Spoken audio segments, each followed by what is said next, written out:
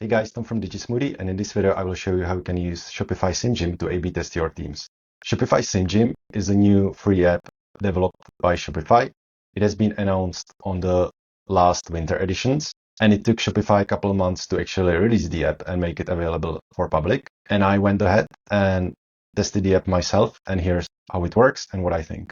The best thing about all apps made by Shopify is that they are free, so you can install the app for free no matter what Shopify plan you are on. So in our case, we are using Shopify Standard, and I've already went ahead and installed the app.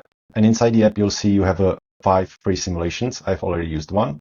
And the first important thing to note here is the word simulation. So what exactly it means from the Shopify point of view is that it won't allow you to A/B test one version versus another on the real visitors of your store. But basically, Shopify will simulate the traffic to your store to each variant using the AI agents. And hence it's called simulation, not a test. So I will create my first simulation now. So I have our live team, and here I've prepared another version of the team. So we'll be basically testing quantity bundles. So one version will have them enabled, one version will have them disabled. You can just name the test. So I recommend using some logic like a test number and approximately what you are testing. Now you can choose whether you want to start the test right now or as soon as possible. So it means that if you select as soon as possible, it depends on the queue of another test. The start now is currently not available, so there are many options here. But from my experience, the as soon as possible means basically start now, because it seems not many Shopify merchants are using SimGym yet. So I will click on schedule. And now I'm in the queue and the simulation is being prepared. And this is actually pretty cool. So the simulation is now in progress. You can see the agents are being deployed. And you can actually see the real-time feedback from them and how they are browsing the store. It's almost like a real visitors would go to your store. In the meantime, when the simulation is running, let's have a look on each of the variants. So this is the default version, aka Champion.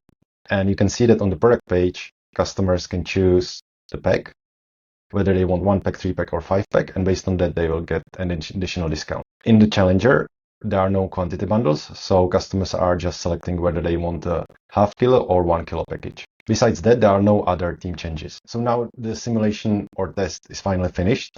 As you can see, it took 30 minutes.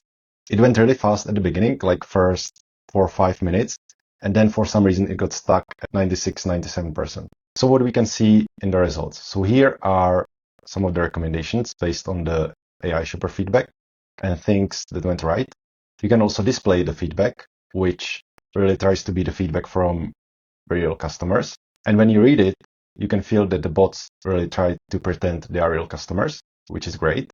However, if you read some of the recommendations, they rarely make sense unless your store lacks some of the basic UX principles, which I hope our didn't. And the main message here is that the current team had overall better performance than variation, because the variation or challenger had 36% lower to cart rate, which I don't think is right, because the only difference were the bundles.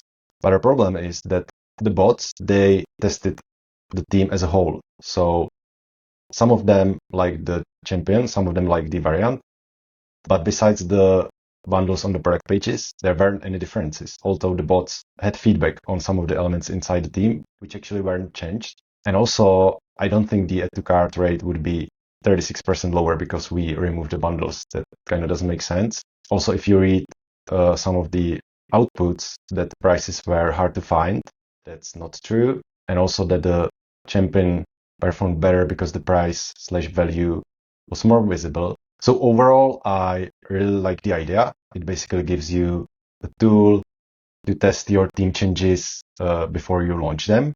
It may be useful if you are doing like a complete store redesign and you are launching a new team and you want to test it against the old one, maybe to see if you haven't forgot anything important.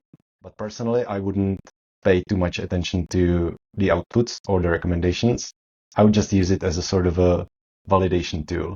But I think I understand where Shopify is heading with this, to give merchants the power of A/B testing, even without having the tools or maybe enough traffic, I think that's a great idea.